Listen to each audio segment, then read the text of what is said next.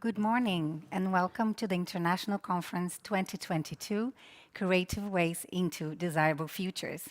My name is Fernanda Parente and I'll be guiding you through the program on behalf of the Center of Excellence of the Federal Government Center of Excellence for the Cultural and Creative Industries. We are here live in Berlin, and you are joining us via the live streaming. Live streaming can be accessed on the YouTube channel, Facebook, Twitter, and also on our website, www.creative/bund.de. The event will be held in English with simultaneous translation into German and German Sign Language. You can find the link to the German version of the live streaming on the chat on YouTube. The conference runs until 12:45, and after that, we will have the workshop at 12:55, Future Methods for the Work Context with Katrina Gunther. Unfortunately, the workshop is already full, but for the ones who have previously registered, that serves as a reminder.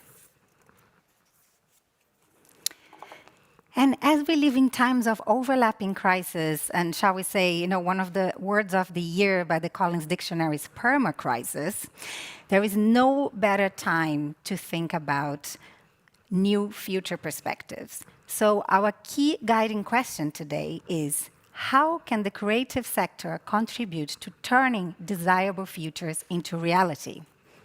Let's find out. To kickstart the program, I would like to invite two special guests to say a few welcoming words. First, Michael Kellner. He's the Parliamentary State Secretary at the Federal Ministry for Economic Affairs and Climate Action, and he's also the contact person of the federal government's cultural and creative industries. We will also have Mr. Olaf Arndt. He's the head of research at the Federal Government Center of Excellence.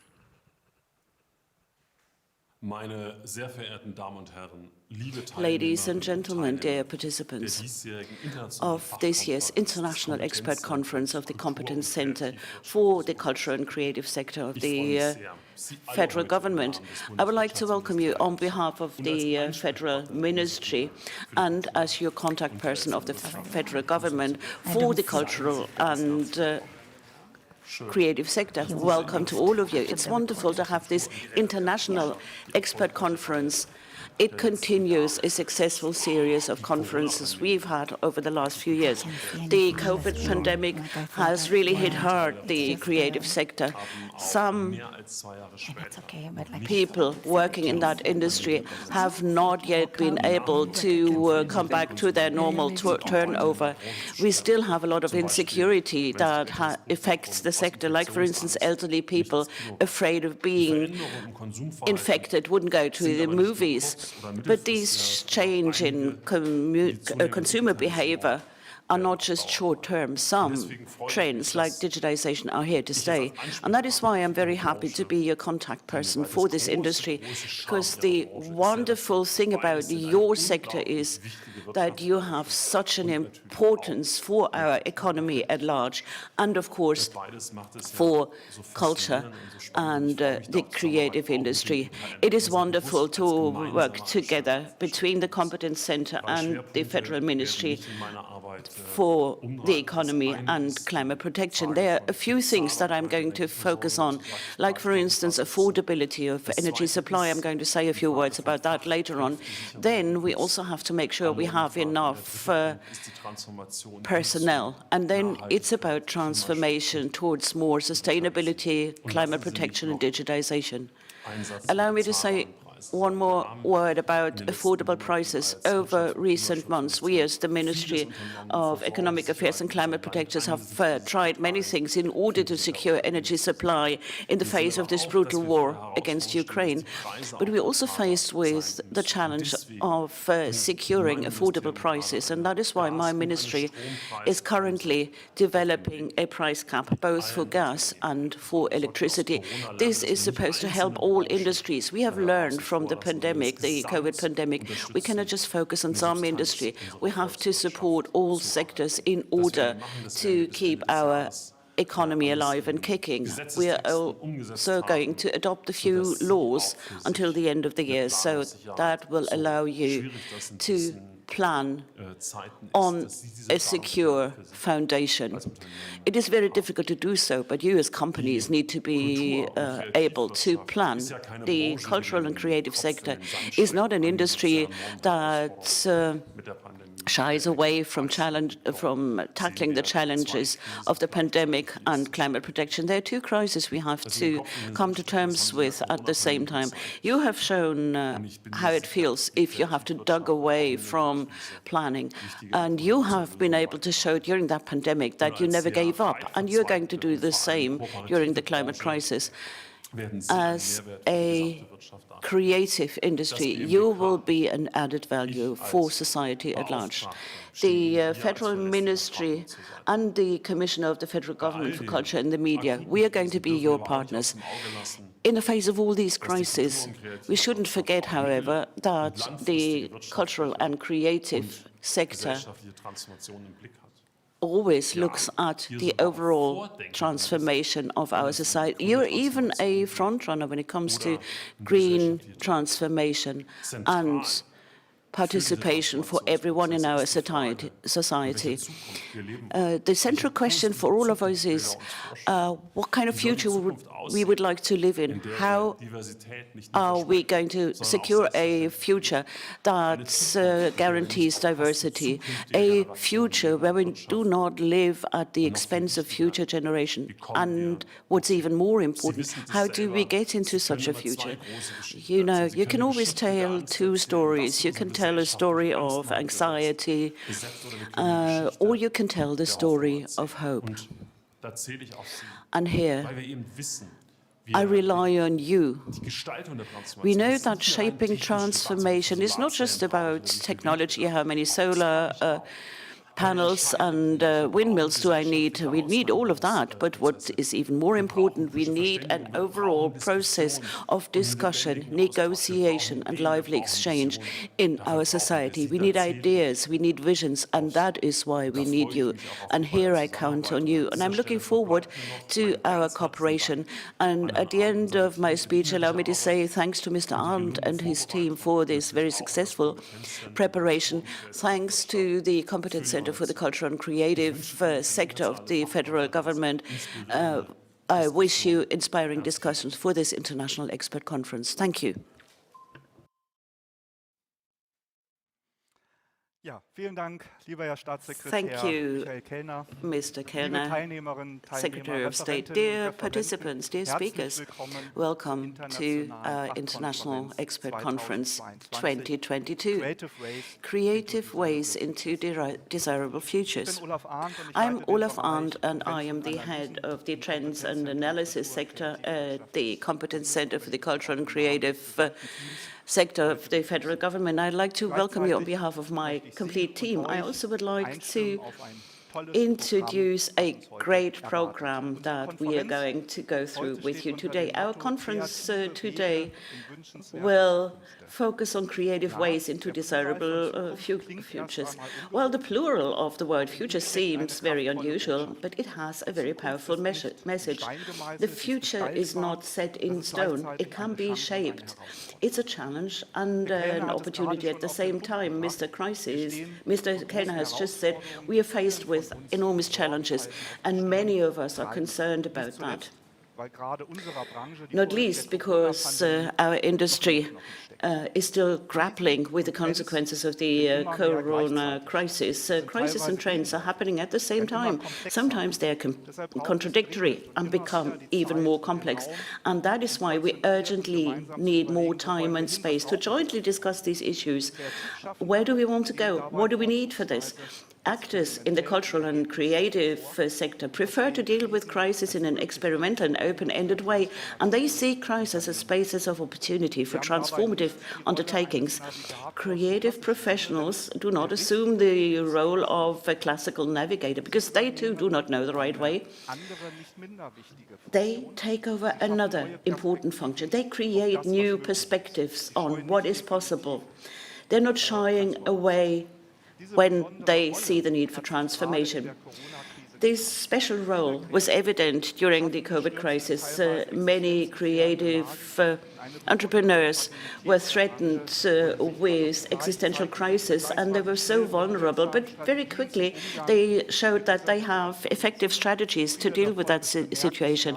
Many of them gave very remarkable impulses for innovation, and they also created an added value when they created new narratives, new spaces for discussion, and more digital opportunities. Purpose and impact is, for many of them, as important as money and fame. The pandemic showed us we cannot simply press the pause button when it comes to shaping the future. It is now that we're faced with various crises, and they challenge us. They offer us also the opportunity to shape developments, and this is exactly what we want to do today. Leave the coping mode behind and get into the mood for shaping. Today we can learn from numerous representatives of the cultural and creative industry, and we are going to see many ideas today, I'm very sure. We are very pleased that Dr. Ali Gumishai from the Humboldt Institute for Internet and Society has agreed to give the keynote address today. He will provide an insight into the discourse on desirable futures. Then we will bring together scholars and entrepreneurs. They will show us different perspectives on 3 desirable futures. First of all, how can we ensure trustworthy reporting and communication in times of fake news? How can truly sustainable entrepreneurship be promoted? And how do we succeed in developing innovative training formats for the professionals of tomorrow? It's not about theory, it's about practice. How can creative and cultural people shape these futures? Our panelists will examine the challenges of our sectors, and the experts are going to wonder what kind of capabilities do we need? What do we need in order to shape these challenges?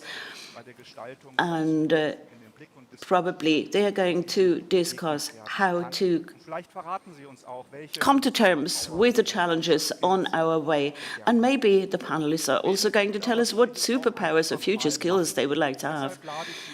It is good to talk, but it's just as important to have a hands-on approach. And that is why I'd like to invite you to attend the workshop at the end of today's conference. There you can try out future methods in a practical way. So this time we'd like to bring together scientific discourse, international perspectives, and business realities. We'd like to give smart ideas, and we'd like to create an impetus for change. Now I'm looking forward to an interesting program. Let's work together to shape our desirable futures. So there we are, and now we start.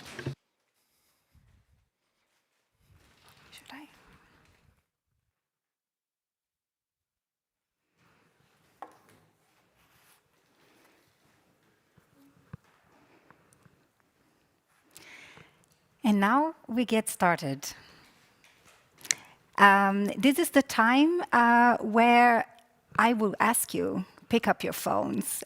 This is the time where we want to hear from you.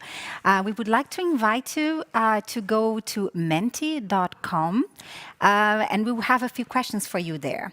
So if you don't know Menti, Menti is basically an interactive tool that allows us to get also your input in a situation like this, in a kind of a live streamed event. So if you haven't yet, type on your phone or on your desktop, menti.com. And then in order to access the questions that we have for you today, you have to type a code that you should be able also to see on screen right now, but I can also say it out loud. The code is 67959809. Are you ready? Okay, to warm up, the first question is really easy, and it's just kind of to get us to know each other a little bit. So the first question is, from where are you joining us today? And we should be able to see the results live on screen. So we are here live in Berlin, and we're very curious to hear where you're joining us from. Okay, the results are starting to pop up. Cologne, Berlin, Halle, Köln, Cologne, so Berlin, Berlin, Berlin. Let's see. We should be able to see. Okay, some people saying I'm joining from the office. Berlin, the next room. Okay, there's somebody here with us also answering. Okay, so a lot of people in Berlin, Cologne, Amsterdam. That's really nice. So also outside of Germany, Düsseldorf, Mainz, Berlin again, Mannheim. Okay, so most people are actually in Germany. Potsdam, Barcelona, wow. Okay, so we have at least a few people joining from outside of Germany, Barcelona and Amsterdam, Berlin again. Home office. Where is this home office? Bonn. All right, Magdeburg. So we have people joining us from all over Germany and some other places in Europe as well. That's kind of a nice warm-up. Now you know how Menti works, at least. Let's move to our next question. What do you associate with the term desirable futures? I'm very curious about this one, actually. And we should be able to see the results as a word cloud. So the kind of most mentioned words are going to appear bigger on screen. So let's see what pops up. Nothing yet. Come on.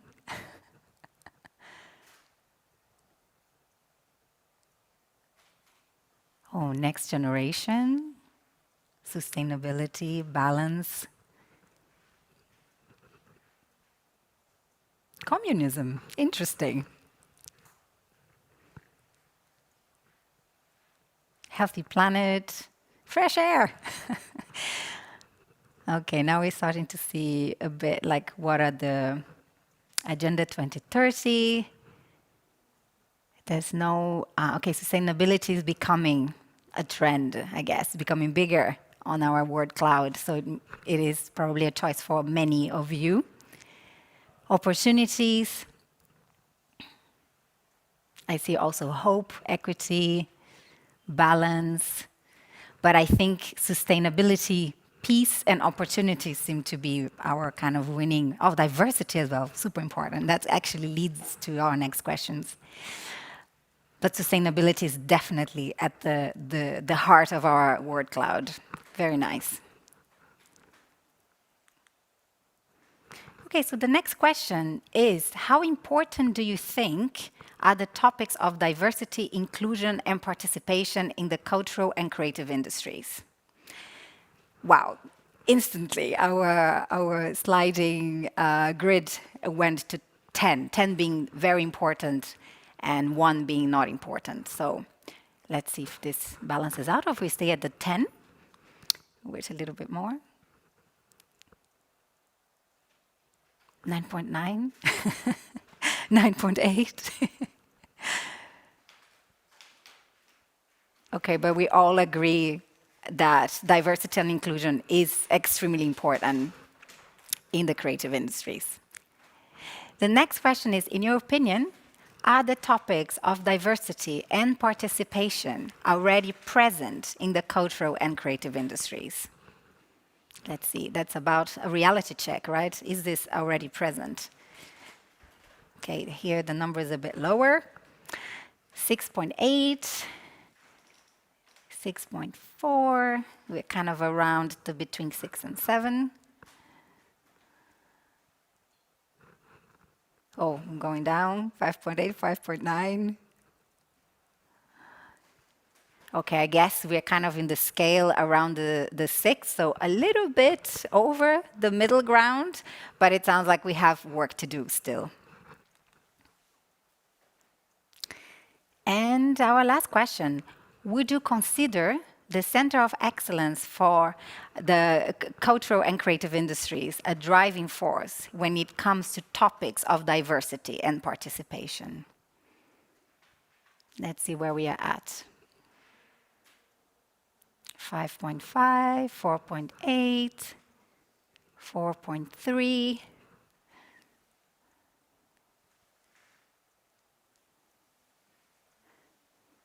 4.7. So yeah, I guess we are between here, I think in the consensus between 4 and 5. 5. We got to 5. So there's still like also some work to do. But it gives us kind of an idea of where we are at and how do we see it. Thank you very much for your participation and for your input. I think that's very useful for everyone and kind of gives a sense or a chance to kind of connect with each other. Now that we are done with the welcoming words and with your input, I would like to present you to our first speaker. So for the keynote, Co-Creating Desirable Futures, I would love to welcome Dr. Ali Aslam Gumshai. He's the head of research group Innovation, Entrepreneurship and Society at the Humboldt Institute for Internet and Society in Berlin. Dr. Gumshai, the stage is yours.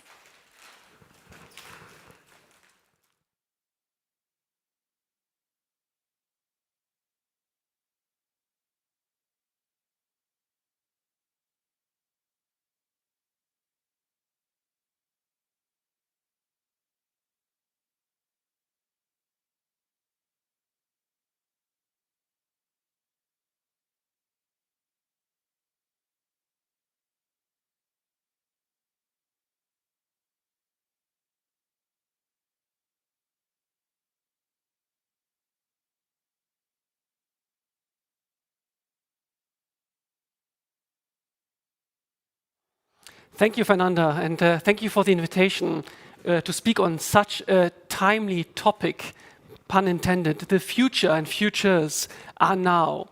In the coalition agreement, Daring to Do Progress, and we just heard Michael Kellner speak before from the German government, of the current German government, the term future, future-proof, future-ready, future-oriented, and so on appears over 80 times.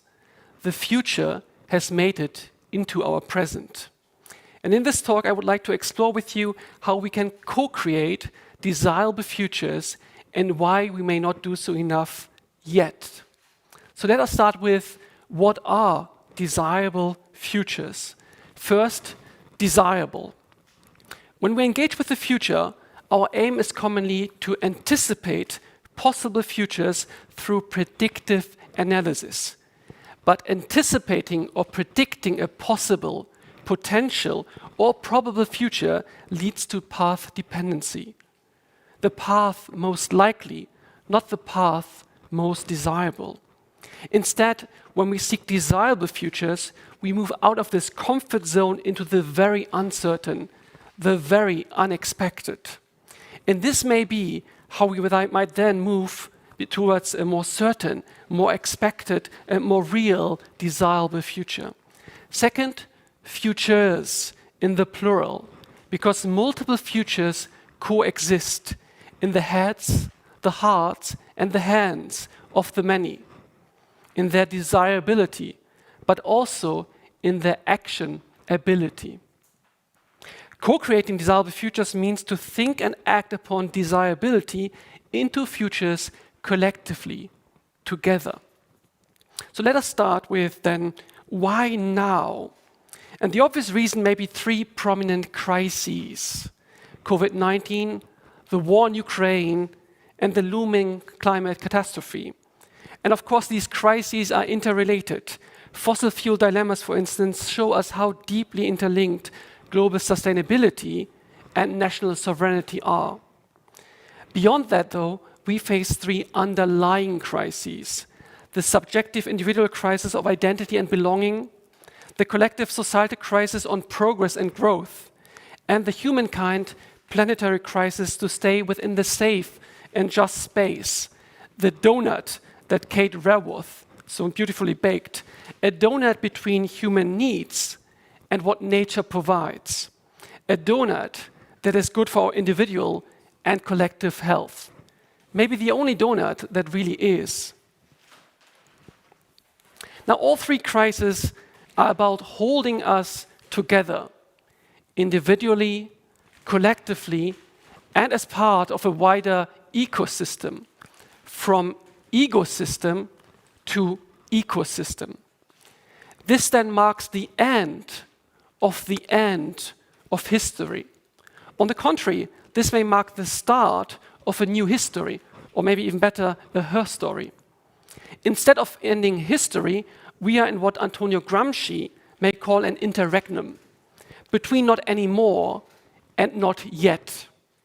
A liminality in which the old dies and the new is not yet born.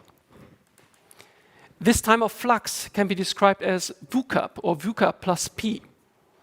Volatile, uncertain, complex, ambiguous, and also paradoxical.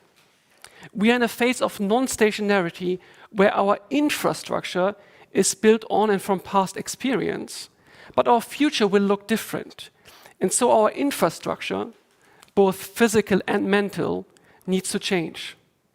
The view cup of crisis is therefore always both, a blessing and a curse, a Janus phase, a double-edged sword.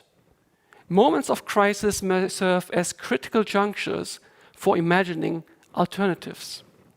And before I speak about how to do so, let me mention why we may not do so already at the moment. So, what stops us?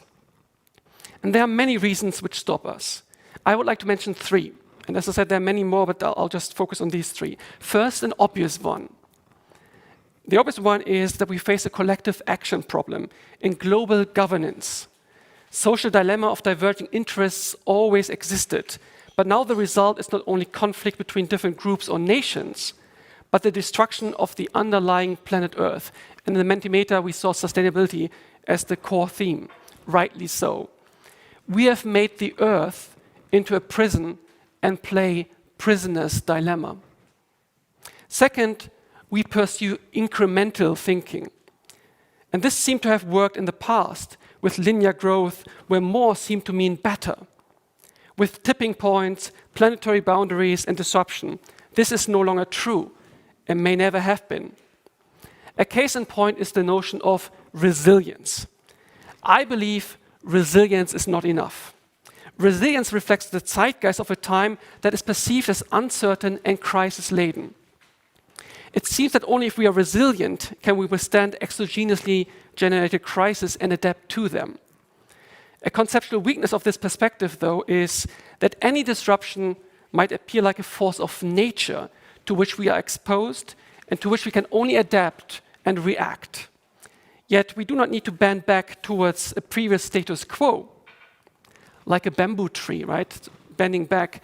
We need to transform forward and think beyond our ex-ante cognitive limits. Third, we are not courageous enough. We lack a culture of failure, both globally and especially in Germany.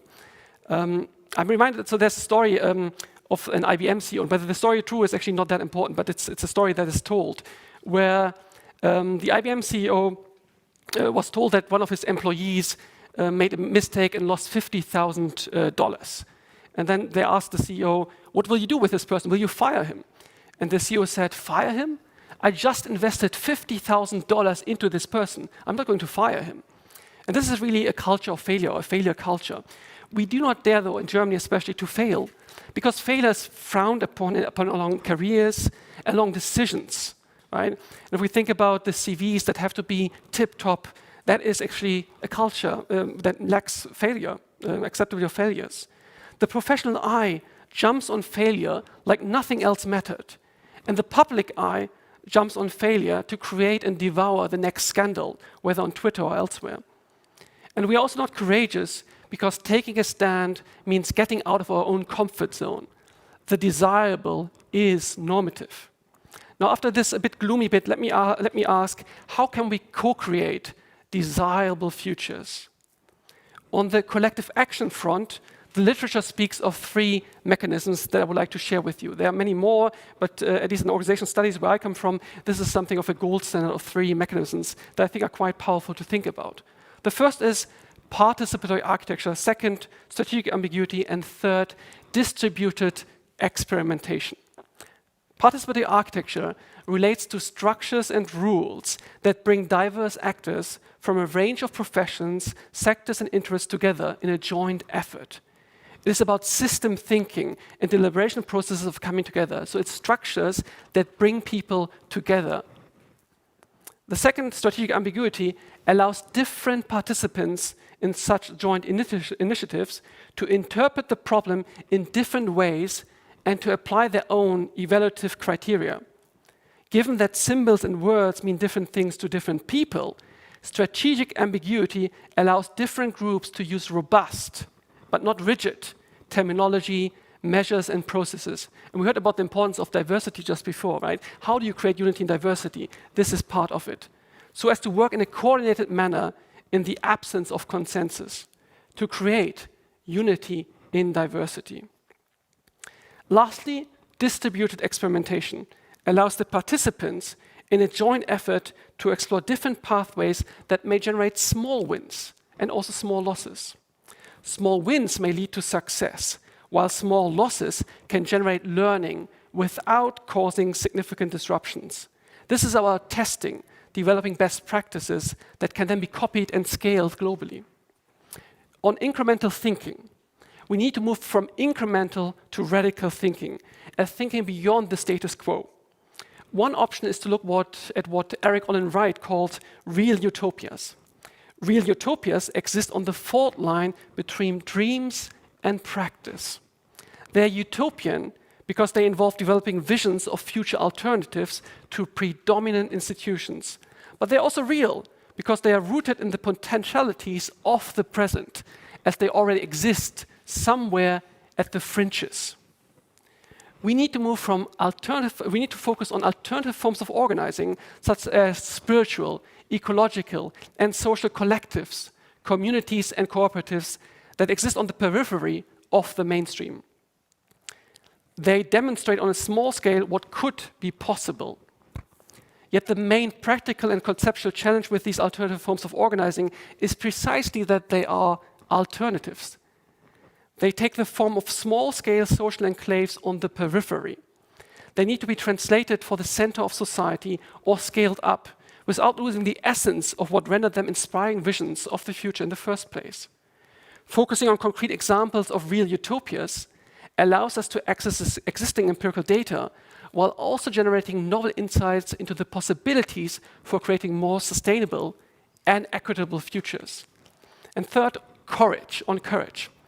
We need to perform the future, moving from foresight to future making. Henry Ford, the car manufacturer, famously said, "If I had asked people what they wanted, they would have said faster horses." And we also know the story of the iPad, where, Steve Jobs, who kind of pushed for it, and we kind of did not know that we would want an iPad until we got it, right? And of course, in an alternative future, we may not need the iPad anymore. But still, Steve Jobs and Henry Ford they created the future. And the question is, how can we, right? And in lectures on innovation, I give two examples on how to do it, or multiple examples, but maybe just two. How do you actually create innovation, right? One is through combination, recombining different things. So anything in your room where you are, in the office, for instance, pick any two things and you can combine them and create something anew. Right? And famously, maybe you have like a pen, you have the rubber, the pen and the rubber together is such a recombination. Or if you think about, I'm from the university business, right? Universities, and you take newspapers, why not have a subscription model for university education, right? So you can pick any two things, combine them together, and you create something innovative. An alternative example is that, and I think opportunity also was mentioned in the Mentimeter as one of the key points, how do you actually do innovation? It is that when you say something is stupid, crazy, odd, you say this is an opportunity, right? And entrepreneurs often do that. When others say, this is crazy, this is stupid, they say, this is an opportunity. One example, so I worked in England and I also did my PhD there. If you go to England, you see the bathtub with the two taps, right? Water, with cold and hot water. Now, if you've ever been to England, my first reaction was, this is crazy, this is stupid. Why do they do this, right? And many did. But some actually were quite practical. Some of them were entrepreneurs. And what they did is they just took a plastic bottle, put two holes at the top, one hole in the middle, put it at the two taps, and then the water nicely mixed, and they had warm, nice water. Right? So that is, if you say something is crazy, something is odd, you can actually have an opportunity to change that. Now, if we move this towards a larger scale and reflecting on societal structures, I think a lot of courage is to think and act beyond our societal divisioning of life. And here I've done a bit of work on religion and business. I've spoken to Christian leaders, and a lot of Christian leaders told me that they sometimes feel this Sunday-Monday divide. A divide between on Sunday they are a good Christian, on Monday they have to be again maybe a bad business person, right? And the question is, why do they have this divide? And this is a divide, a separation that we see actually in our life in many spheres. We have the divide between mind and body, right? Since Descartes and modernity. We have the divide between different spheres of life. And I think that is a huge challenge. And in a way, we have to bring it all back together. And bringing this back together along the whole life sphere. So when I, for instance, ask students about their career path, I generally hear two kind of strategies. And I think there's a third one. The first strategy is they want to make a lot of money in the next 20 years, and then they want to do good. Right? First making money, then do good. A second strategy is they want to make a lot of money during the day, and then they do good in the evening. But a third strategy might actually be to make money and do good at the same time, like social ventures, etc. And maybe also in the creative industry, right, where you can combine these two things together. But this singular focus is quite prominent. I once asked a lawyer of a large law firm what he believes in, and he took out his purse, right, and he showed me a dollar, and he said, "This is what I believe in," right? And I think a lot of people out there might do that. And there is some beauty in money. Money is simple. It's easy to measure, to compare. So if one of you makes 1 million profit this year and the other makes 2 million profit, the person who makes 2 million profits is twice as successful. Easy. Even my son would be able to do that equation. But the moment we integrate values, it becomes much more challenging. So for instance, the person who makes 1 million now also saves 100 human lives in his business. And the person who makes 2 million plants 1 million trees, right? Or reduces CO2 emissions or so on. Now, it's very hard to compare the two because these different values are not commensurable, right? They are incommensurable. And that is, though, I think, the beauty. It brings values back in. It is challenging, but also more complex. And this, I think, is more rewarding. It is not escaping the VUCAP world, but it's embracing the world of UCAP. And for this, I and colleagues, we advocate for disciplined imagination. We need to feed forward societal change through acts of imagination about the future. Imagination here refers to the ability to form pictures in one's mind of something that cannot be immediately sensed, that has not yet been previously perceived. The irreal, the unreal, the surreal. Imagining is making the absent present. For instance, we could imagine an ecotopia where all resources, and I think we are hearing from a case which could be called an ecotopia later on today, where all resources are renewable, sourced from cradle to cradle in a circular economy, and then ask, what does it mean for individuals, organizations, and society? We would not only analyze Martin Luther King's speech, but explore what would happen if his dream of a racism-free world became true. Such narratives are aspirations for a better world through ideas whose time have not yet come. Many describe states of human flourishing and well-being, socio-political equality, human nature symbiosis, and human-centered technological progress. In all that, the cultural and creative industries will play a core role to irritate, to extend the imaginative reach by challenging our social-cultural constraints, to move from backshadowing to foreshadowing. While we currently face the challenges of a so-called post-truth world, we may rigorously work on a pre-truth world, from post-factual to pre-factual. Facts are necessary, and I say this as a scientist, but not sufficient for transformation. We need both facts and narratives, fact-based narratives. And the cultural and creative industries, I believe, are at their core and at their best institutional entrepreneurs that create and transform the underlying institutions, the institutional infrastructure, so what is below structures that our societies are built on, that hold us together and apart. To do so, we need places of forethought, future-oriented living labs, future labs, that act as creative spaces for the creation of thought and do experiments, or utopian thinking and doing. The creative industry is a space for what-if thinking, for imagining alternatives, for an imagination revolution, to build an imagination infrastructure.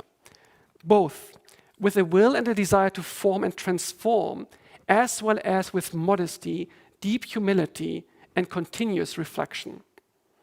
As the future is unfolding in front of us, we need to play our part, or in this post-truth world, we might be taken apart. This is nothing less than a paradigm shift that we're talking about today, and nothing less suffices. Thank you, and I wish you food for thought and action in the upcoming sessions.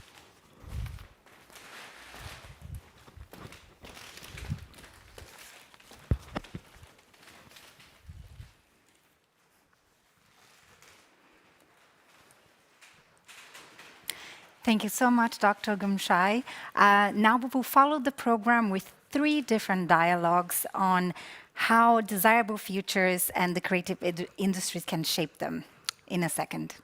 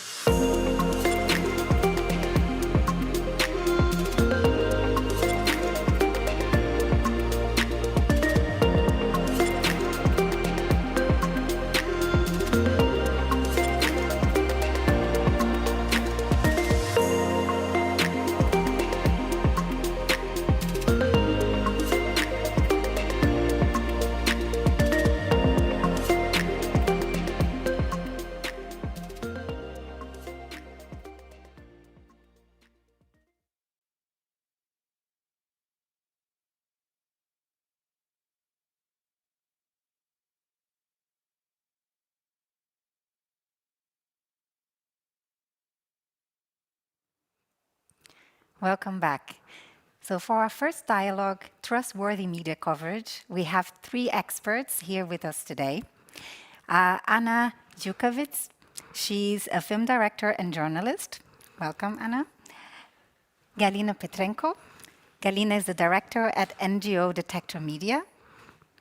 And joining us remotely, Professor Mali Sprinsing. She's the professor of journalism at Macromedia University of Applied Sciences in Cologne, who's joining us remotely. Welcome, and thank you for being here today. So, to get started, I would love to start with you, Anna, if you don't mind. You've been addressing the hard reality of the war in Ukraine in your movie Von Ost nach West, or From East to West.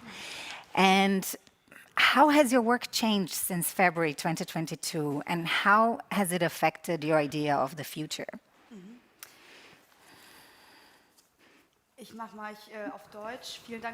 Let me speak in German. First of all, let me say thanks for the question. The 24th of February, that was the date when I became quite aware of me having a mission. I knew last year that I wanted to do something about East European identity. I want to make them more visible in culture, in film. And on the 24th of February, I was given a mission. I said to myself, I have to make films about this situation. I do have a responsibility. So you wonder, in such a situation, what's the priority? I mean, we are still having this hybrid war, this information warfare. And so I said, let me enter journalism first of all. And I did a lot of research, and I had great teams. I also worked at Die Zeit in the department for investigative journalism. So this very intensive research made it possible for me to develop themes for my movies. Then I traveled to Ukraine twice. I did a lot of filming, and I understood I cannot just make some film about some accidental topic. We are at a moment where we have such an overlapping of crises, of wars, and as a cultural professional, you have the privilege of informing people, and so you have to think very clearly about what to show.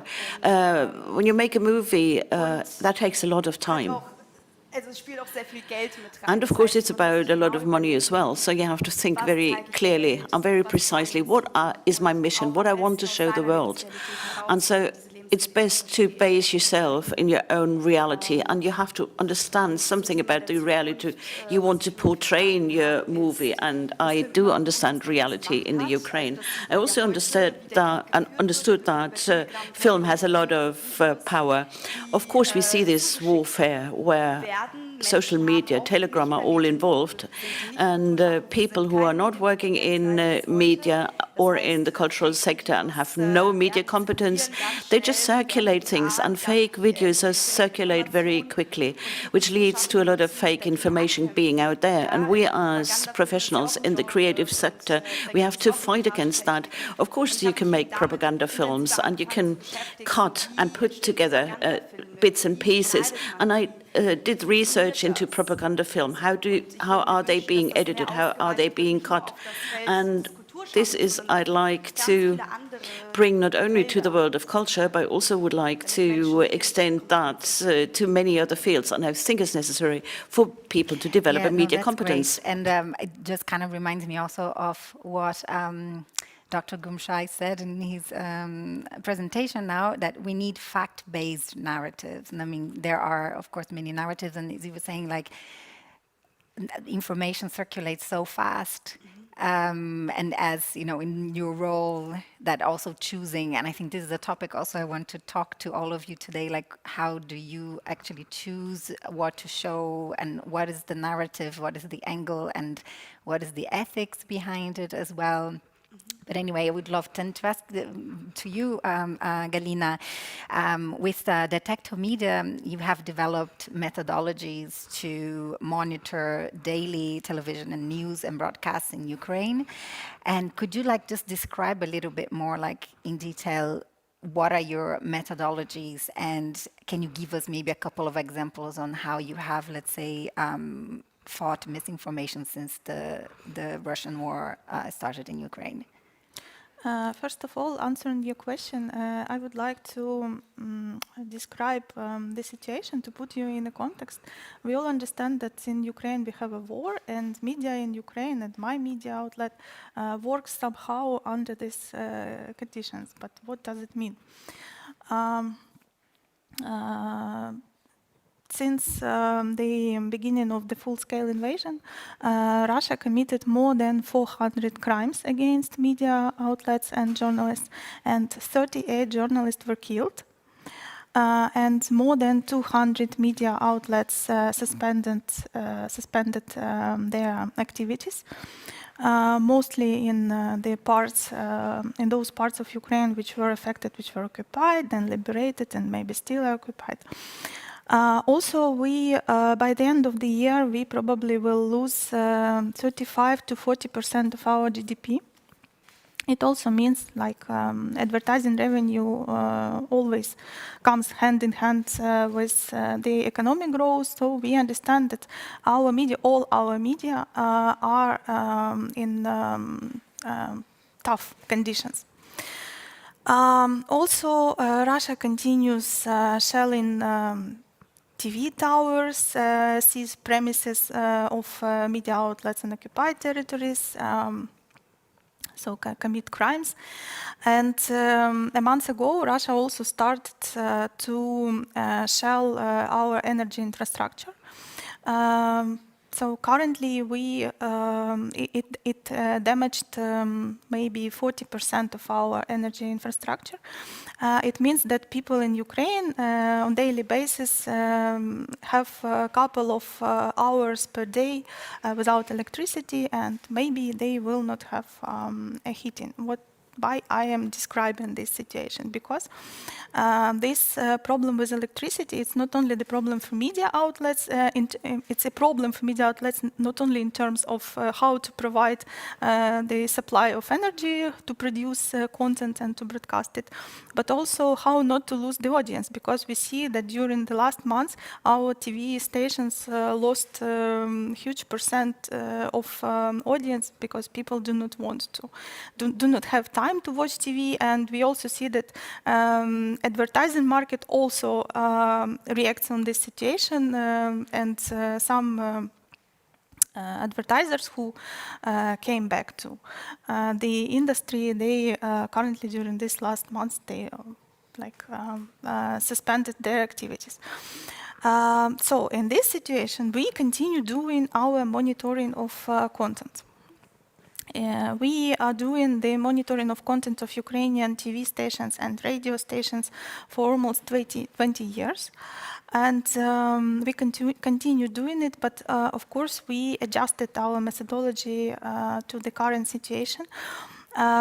We have two major differences in this current situation. One difference is that, of course, our media our methodology was focused on compliance, the content of Ukrainian media with journalistic standards. And of course, currently, our media do not comply with the standards. What does it mean? When they cover war situation, they do not want and they do not oblige to invite Russians to comment. So we do not have the balance. We do not want to create the false balance, and we support them. So we adjusted somehow the methodology to not to put such big focus on the journalistic standards. And another problem is that our media, which are struggle because of money, but also which are under martial law, our TV stations, our private TV stations, they currently produce, they literally broadcast the same news because they produce them together, all together. They are competitors, but they produce the same and broadcast the same. And this content is produced by the control of the government. So our methodology, we put another focus if all political parties are represented in this content which is controlled by the government, because of course we do not want, we want to have Ukraine as democratic as it was, despite all these circumstances that we have. Okay, yeah, I can imagine, and it's just kind of almost, very, very hard to imagine how you can continue your work. It's very impressive under the conditions, the current conditions. But yeah, thank you so much for also the kind of the clarification and kind of background scenery, I think, for everyone to get a picture of what's the real situation. And I would like to ask something to our remote speaker, Dr. Malice Prinsing. Thank you so much for joining us from Cologne. On that topic, like your research focuses, among other things, on the digital media society, right? So how do you think the Russian war in Ukraine changed media communication, in your opinion? And could you talk a bit about the ethics around showing some of the images that we have seen in the media during this period?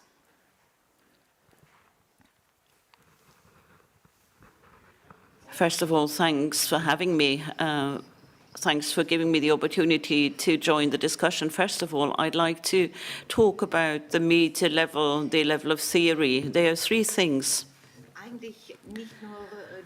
that we have understood, not only since the war in Ukraine, but even before the pandemic, we have understood that it is very important for us to have reliable, trustworthy information. It's all the more important in times of crisis. It is very important for everyone to have media competence and knows how to receive, how to interpret information. And it is also important for this status to be solidly financed. Now, when you talk about the war in Ukraine in particular, there are three things I'd like to focus on. First of all, I have a general remark. It means that we have social media, and we have understood, because of the social media, that we have a very broad spectrum of eyewitnesses and get a lot of eyewitness coverage from that region.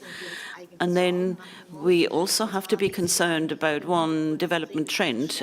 Against the backdrop of the war, there is more inclination, especially on the part of younger people, to follow negative news.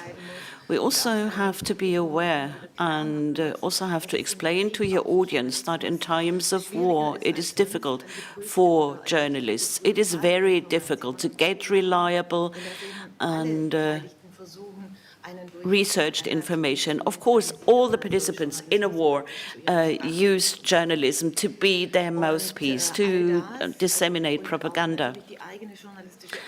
And of course, for journalists, it is very difficult to work in times of war. And of course, you should also make transparent to your audience that credibility in journalism is very important. So you also have to inform your people about the discussions you have on the level of your desks, editorial desks. And you also have to inform your audience that they have to be prepared for bad news and need media competence. As far as the war is concerned, on the one hand side, we do have journalists and filmmakers that give professional coverage from the war, but we also have insights and so-called citizen journalists. There we have a lot of coverage coming from people who live on the ground. They post things on Telegram or TikTok. That's very risky. We have to make sure that this coverage is reliable. There are some people who are experienced in using social media. They're influencers. that have switched from lifestyle influencing.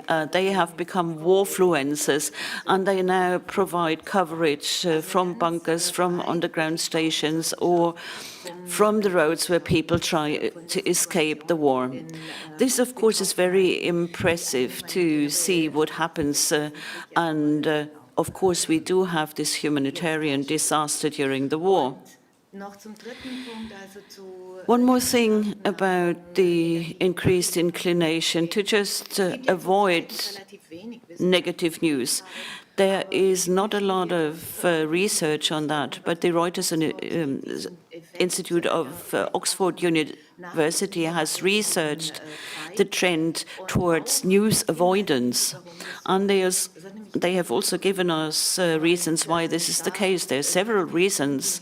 This study, this research shows that, of course, coverage, up-to-date coverage is something that people want to have, but more people want to hear more perspectives, want to get more explanations, and that is very typical, especially for the young generation. And in Germany, this trend is very much pronounced, and that is something we should think about, and is also one area where we can develop a constructive approach to show people how can we cope with this situation. Or like Anna did in her film, she showed different narratives and used different methods to create empathy. You also asked about the ethical component. This, of course, concerns the question, how much can you show? When you show pictures from a humanitarian disaster, here we deal with various levels, especially when we think about the images coming from the war. At a very early stage during the war in early March, there was a very impressive photograph being published.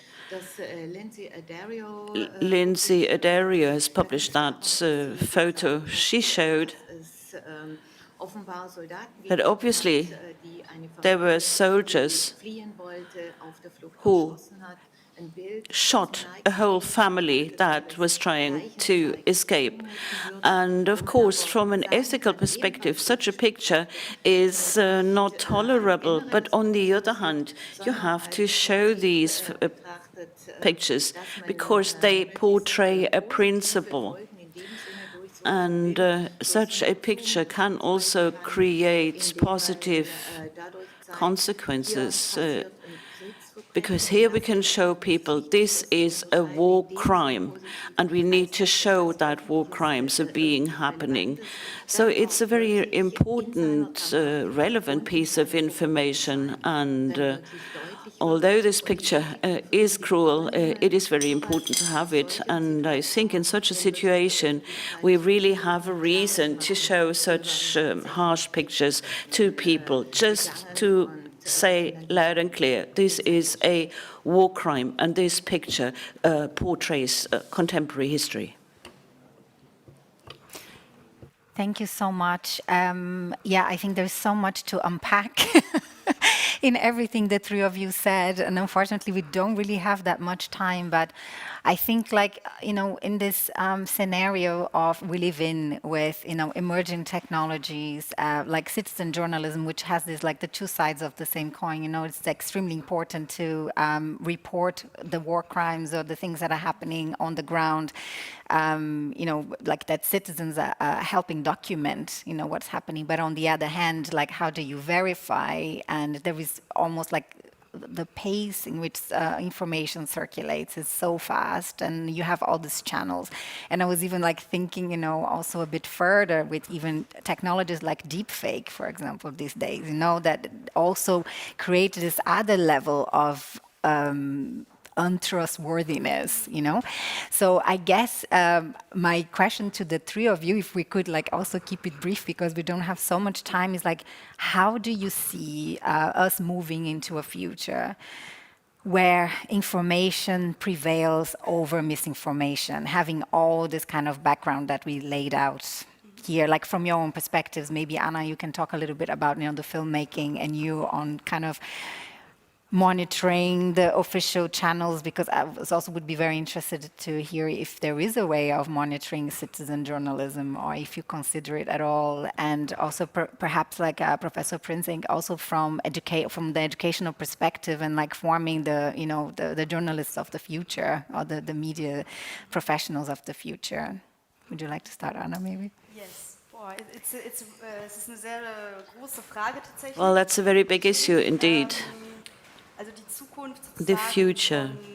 von Medien, The Film, future of media and film. zwei Well, you know, I see two futures there. This short-term future that we really entered already, and here I would like to have more collaboration with people in Ukraine. I work with a young woman, she's a war reporter, she went to the trenches this year, she's 23 years old, and she has documented a lot. She is Ukrainian, and she has a different perspective when it comes to the situation there. So it's one thing for us to sit here and have a discussion, als wenn wir vor Ort sind. Das haben wir auch and it's another thing to be right where things are happening. As we have heard from Galina, some people cannot even follow their work normally in Ukraine. So for the near-term future, I think a good idea would be to think about how do we stay in touch with Ukrainian journalists in Ukraine, kann man sie auch and how can we protect them? Stromversorgung und so weiter. Of course, that's also partly a question of energy supply. For the longer-term future, Sich befreit ist, of course, I want Ukraine to be liberated. dass sie demokratisch ist und I want dass Ukraine to be auch ganz viel democratic. aufgearbeitet wird, was noch nicht And I want them to be able to come to terms with all their historical challenges. If we talk about film genres, futurism, for instance, beschäftigt sich als Beispiel mit there we have, of course, das ist alles vereint. examples where the presence, the Alles bedingt einander. past and the future get united. Everything is conditional, and this is what I think about the history of Ukraine. We have not come to terms with the history, the past of Ukraine. We have not seen all the documents. We have not seen the war crimes committed long time ago. And this is the task also to document that and have this process of coping with the past ongoing. One day Ukraine will be free, we all hope, and I think we can then help them in that process of coming to terms with the past and shaping the future. Elena? We already are monitoring citizenship journalism because we are monitoring social networks. Of course, we are focusing on fighting disinformation or on finding hate speech. But what I would like to say about the future, the nearest future for Ukrainian journalism, I think we will see the increase of some unpopular formats that were unpopular before. For example, we already see the prosperity of stand-up comedy because it is possible to have this show in basement and they are prospering on YouTube. So they have 10 times more viewership than it was before the war. And people want to laugh. Frankly speaking, people feel this fatigue from the negative news.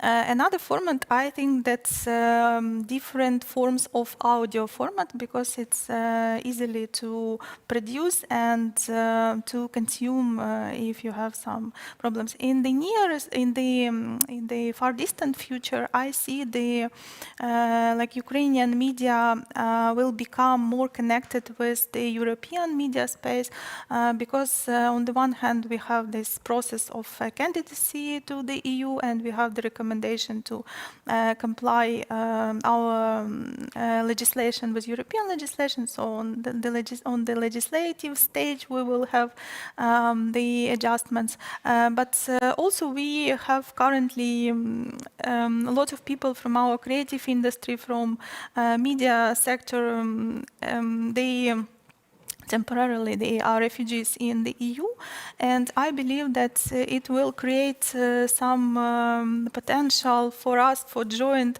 production of something, because people not only are sitting in the EU, they continue to attend events, to have networking, and I believe that we will more connected to the EU.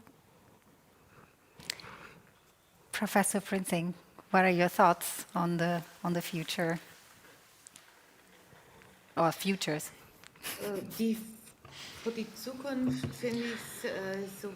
For the future, both for Ukraine and also for the general future for democratic societies, I think it is very important to have professional journalism.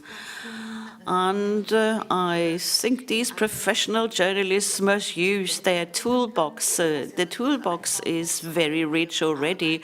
So we want journalism to be responsible, transparent. And we also need to show our audience how we work. And that is my wish for the near-term and far-term future. We also need to always have more perspectives presented about all the problems and all the opportunities that we have currently and in the future. So we need professional, responsible, ethical journalism. But on the other hand, we also need to think about the publishers and media politicians for the future. We would like to have a sustainable business model for very relevant journalism. And so this journalism must have a secure foundation, a securely financed foundation, so we can make our contribution to a free, constructive, critical society. And the third big thing I would like to wish for the present and the future that concerns the Ukraine, for democratic societies and for societies at large, I would like to wish more media competence. That is a wish I have for all societies at large, not just media competence as a theoretical, empty demand that will never be fully implemented. When I talk about media competence, it must be a competence that we all must be able to have so that we cannot believe in disinformation. It is very important, of course, to have professional fact checks and fact checkers, but we also need to have our own responsibility. It's also the question of the ethics of the audience, not sharing everything they have seen and heard. Without being a professional, I can make a contribution as a simple citizen. If I have media competence, if I know that I will create insecurity, and more competence means less feelings of insecurity. So these are my wishes for the future. Thank you so much. Thank you, all of you. We could spend, I think, the whole day talking about this, but unfortunately we are out of time. I think like a very important takeaway, I think, is what combining what all of you said, but I think Joanna put it very well, like when you're like, collaborate with people, you know, like, I mean, there is no way, I think, citizen journalism or having the participation of people who are collecting data on the ground, but then I think what the creative industry can contribute to is bringing the expertise of, you know, fact-checking and kind of telling a story in an ethical way, but maybe working together with the people who are collecting information on the ground. I think that was a very good takeaway for us today. Thank you, thank you, thank you. Thank you. And following, we have our next dialogue titled Truly Sustainable Entrepreneurship in a Second. Thank you so much.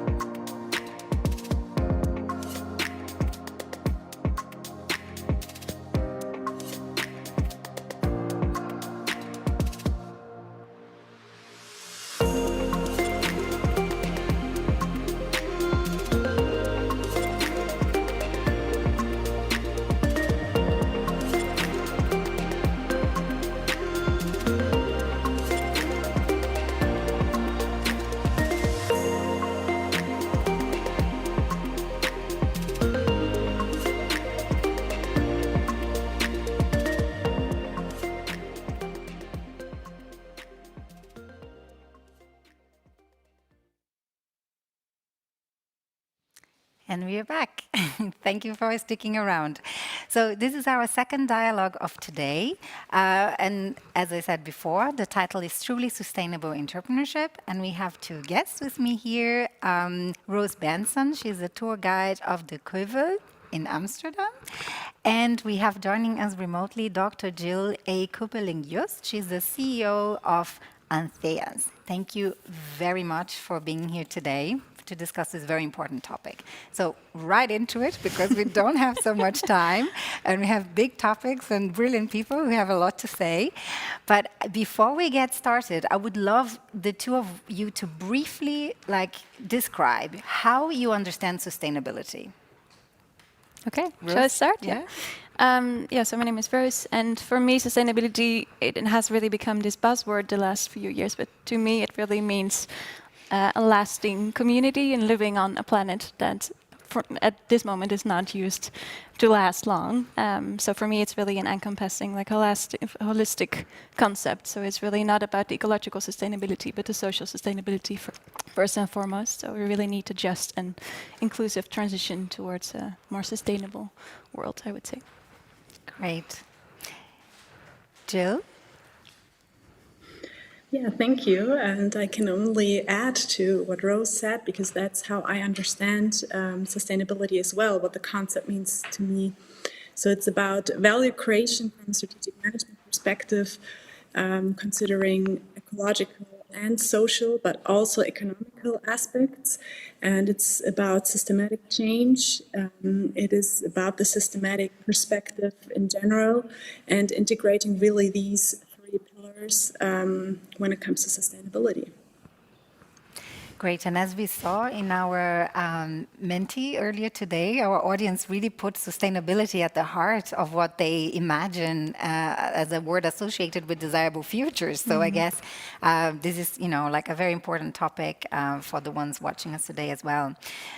Rose, maybe you can tell us a bit more about the Keuvel and what makes this project so special. The Keuvel is a project that started in 2013. It was set up by a group of architects, Space Matter is one of them, and a couple of other people that joined a tender of the municipality of Amsterdam. This was this industrial area in the north of Amsterdam.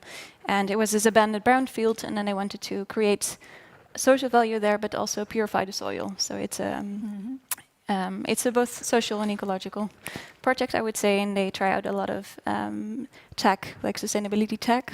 And it's a really experimental place, very low budget, so you need to be very creative. There's not a lot of resources, so you really do it with the people that are there and with what they have. And I think I forgot the second part of your question. No, I was just asking, why is it such a special project? What makes it special? Yeah, well, to me, it makes it very special because you have to be creative, as I said. There's not a lot of budget. Regaining a piece of Amsterdam, a site, and really creating what you want to create with everyone around there is very special. And what I think is very essential of the project is that they work a lot with the context that they're in, because it is an industrial area. It's historically a very long and rich place, but work with the people that live there and create something new with them, with the community that's there, to me is the most essential part of the project, and makes it also sustainable in a sense, or successful, because it is the people that make the place. It's not the houseboats that we put there to connect the people. It's really the community that we built. So, yeah. Okay, great. And Jill, just to kind of set the tone between the experience of the two of you, that's why I was asking Rose, but I would also like to ask you, because you wrote your thesis on corporate irresponsibility, right? And I would just wondering if you could, in a few words, kind of unpack a bit more, what you mean by corporate irresponsibility. I mean, I think it sounds clear, but how do you kind of see it? And what is the current state of greenwashing in the corporate world, in your view? Yeah, exactly. So I turned the coin, or flipped the coin, so to say, because I was interested in sustainability. But that was in 2015 when the big Volkswagen scandal came out. And then I thought, why not looking into corporate irresponsibility first? and understanding what are the motivators to still behave irresponsible, even though we all know corporate responsibility is the future. It is about desirable futures and irresponsible behavior. It's not. And as organizations, corporations being such a big part in our society, it is important to understand what are reasons for such behavior. And when it comes to greenwashing, we understand that's about organizations looking more environmentally friendly than they are and having or following either the way of having empty claims, having empty green policies, or on the other hand, even trying to hide unethical behavior. And so we do still see a lot of companies following that path due to different reasons, but we also see a lot of companies and especially startups, creative startups, coming up with positive ideas, positive business models, and turning it less towards greenwashing. And I think we should focus more on these positive examples and trying to learn from them, especially those following more the greenwashing path, learning from these good examples. That's great. Can you give us an example, maybe that stood out for you, of like a startup or a new, business that was really embracing sustainability? Yeah, so we have a startup that was really embracing sustainability, and really sustainability from the economical, environmental, and social perspective is Recap. You might all be aware of the reusable cups for coffee to go, because it was a huge trigger for our waste problem. And they are a really good example. On the other hand, of course, we also have big corporations that are positively behaving, such as Patagonia.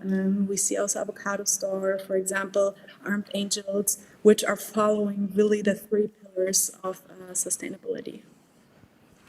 And Rose, I was kind of reading that in the Koivel, because I think this is interesting as well, we were talking about communities and we were talking about collaboration. You bring together, right, entrepreneurs and artists, for example, like in your space. And you also, like earlier mentioned already, like there was some space for innovation. So how have any of these cooperations with, entrepreneurs and artists or the community have helped to kind of bring new innovations? And do you have an example to share as well? That's a very, very good question, and I love that one. I would say that for me, it's really really talking about physical encounters. So what we have at the Kovel, we can build on the site. So we put houseboats and we connected it with a wooden jetty. And there's a lot of artists and musicians working on the boats there, a lot of entrepreneurs as well. So you meet each other walking your way around the Kovel, and you're all part of the same association as well. So you see in the physical encounters there's a lot of exchange in ideas and in the work that they do. So it really goes from smaller projects to actually the Kovel itself already is a huge collaboration between artists and architects and other entrepreneurs that built the Kovel together. So I would say actually the Kovel itself is already a great concrete example of what it looks like to collaborate. You really need creative minds and more business-oriented minds to work together and really think about a new way forward and be experimental in that way. Yeah. And Jill, so how do you see the creative industries of the cultural sector kind of bringing skills into the business world when it comes to sustainability? What is the value you see? Maybe exchanges, and also maybe you have an experience on this end to share with us. Yeah, I think what Rose also just said, being experimental in general, being creative, coming up with new ideas with not only incremental innovations, but really radical innovations, breaking out of routines, breaking out of patterns, thinking patterns that might be unsustainable, or for those companies following more greenwashing path or irresponsible path. So I think that's what we or others industries can especially learn from the creative industry to break out of these paths or to break out of these circles, to become more creative and to come up with more radical innovations when it comes to sustainability and to change products, services, or business models. Okay, you both talked about, like exchange and experimentation and creating this fertile space. But the question is, the real question is, we live in a society obsessed with productivity, and we are totally data-driven. How do you create, do you have any practical tips on how you create this space where experimentation can be, allowed, and where it kind of leads to innovation potentially? Yeah. Well, for me, it all really starts in the design process. So when you have a plan, sit together and have all the parties that you think are relevant, have them in one room and really open up the question, like, what are we doing here? And make sure that the question is clear to everyone, really, and really build in the time to brainstorm and experiment, really. It doesn't need a really abstract concept, but it's really about putting people in one room and talking about it, like we're doing here, like organizing a conference and opening up the conversation and really, it's really a challenge that we all have to really open up and dare to look at other possibilities. But yeah, really building the time if you're setting up a new project, I would say. Jill, any thoughts on that? How do we create space? Do we plan for experiment? Do we plan this kind of space in between? Exactly. So it has to be in the design phase already. And it is about building up an ecosystem, having representatives of each stakeholder party, bringing together, as in this conference, different perspectives, and also thinking of the corporate irresponsibility thesis. So flipping the coin, thinking from another perspective, maybe more negative in that way, or critically problematizing current situations, current products and services. And I think that's something we have seen also with, at the example of Recap, the startup. So what they did, they integrated all parties, all stakeholders to create their product, to develop it further, to develop additional services. So meaning the shareholders, their suppliers, their consumers, and the society at large. And how can you do that if you're not able to put everybody in one room, as we are doing it right now here, to have such discussions? You can also make use of social media. You can make use of digital solutions, and I think that's something we can also learn from the creative industry, how to do that, how to get into these more experimental stages in the design phase. Great. So unfortunately, it's already time to wrap it up. So I would love to ask you, one brief thing, what would you do, what would you suggest that can be done to empower people and businesses, and I think thinking of our audience as well in the creative industries, to develop ideas for desirable futures? That's a very big question. Dare to ask questions and be critical towards yourself too. So we all grew up and lived in a context, and really make sure that you have mirrors around you and work towards getting out of a context or using what you have and changing things that you don't like and work together, I would say. Yeah. Jill? Yeah, picking up what Rose just said. So really take action, make the change, get into a dialogue with different perspectives, with different stakeholders, especially when you break it down into your teams, speak with them, speak with people outside your world, your comfort zone, and then, just really take action. I love that. Get out of your comfort zone and have mirrors. I think this was a very good thing. Look in the mirror. I think that's a very simple advice, but that is very valuable. Thank you to both of you very much. Again, I think we could go on forever, but we have to move on to the next discussion. So next, we have our third dialogue of the day titled Innovative Education Formats for Skilled Workers of Tomorrow, in a couple of seconds.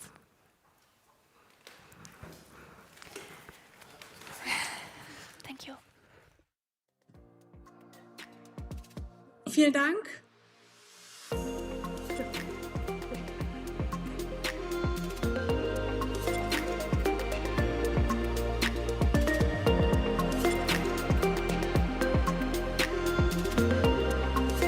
Alles klar. Sehr gut. Sehr schön. Also vielen Dank, Jens.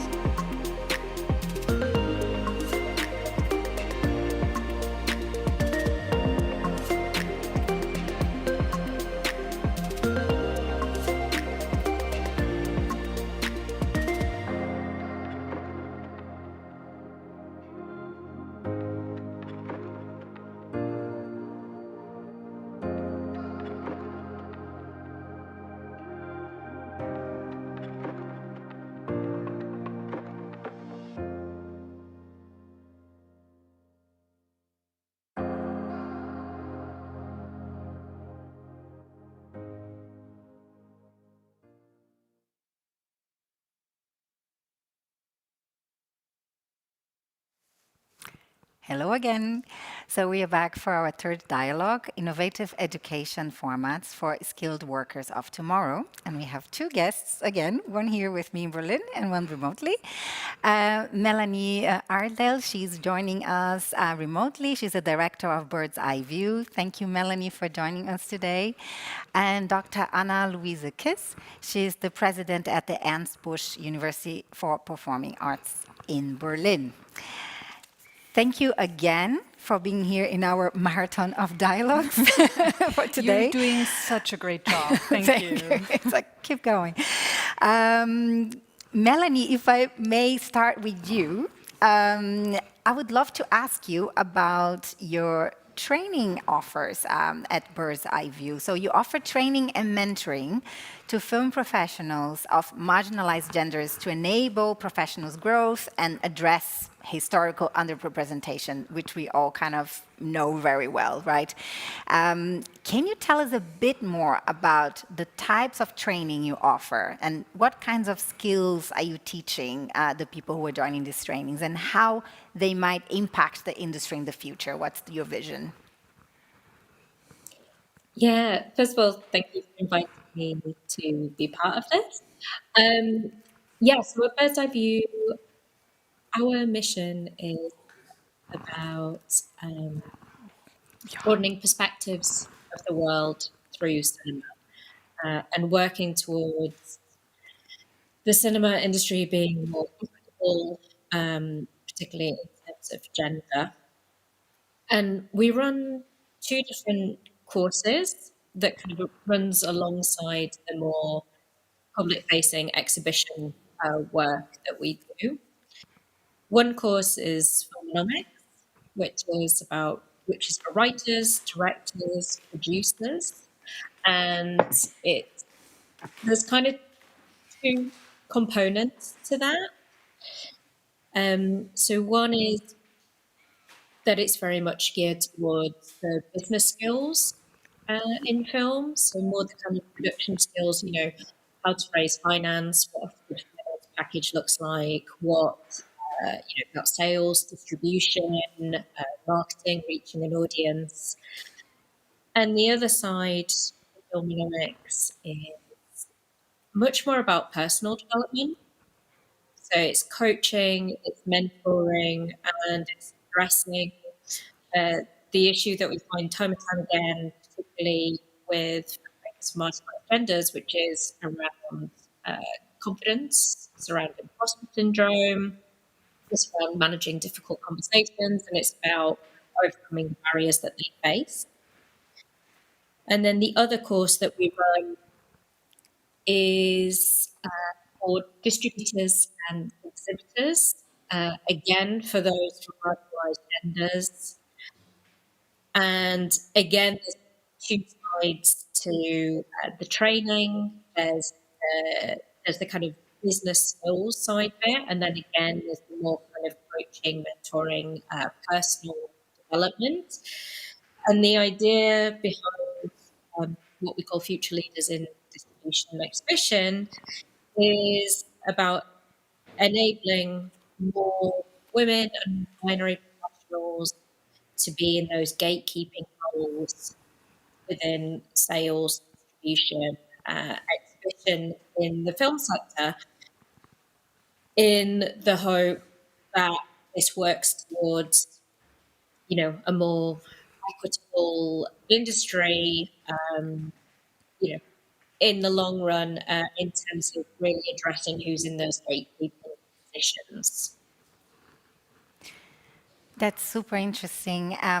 Yeah, I feel this also that very interesting that you also provide personal skills support to these groups, because I think this plays such a huge role, right? It's not just about the technical skills, but also the personal skills to like marginalized genders or minority groups.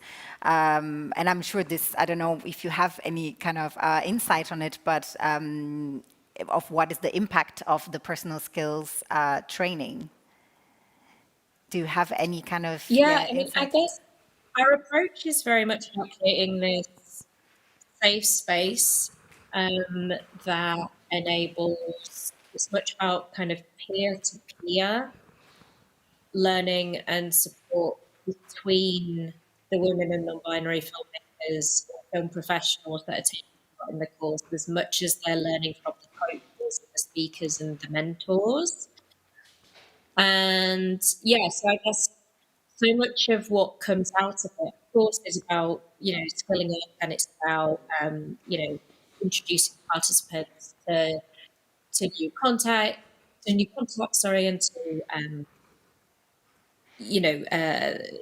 learning like knowledge and tools that they can use and so on. But so much of it is also about developing for them a network. I think for filmmakers, for artists generally, it can be quite a solitary experience.